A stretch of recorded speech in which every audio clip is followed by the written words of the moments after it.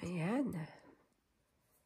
Breakfast muna tayo bago ako magpunta sa gym.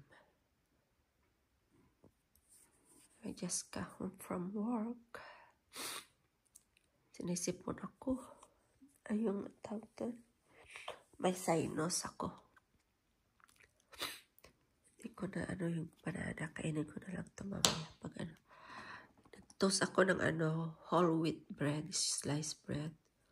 So yan, almond butter with banana. Hirap yung ilong ko sinisipon.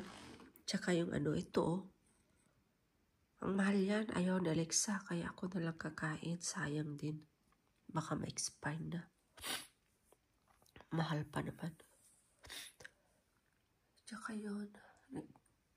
Mag-ako konti yan mamaya. After ito. Kasi kailangan ko ng energy. Para makapag-workout. Plus yung kape ko. Uwi pa ako. Matutulog. Kasi may work pa mamayang kape. Ayan kape. Tinapay, saba, tsaka cheese. Ubus na yung isang almond butter, kaya binuksan ko na yung isa. Diba? Kain na. Breakfast time.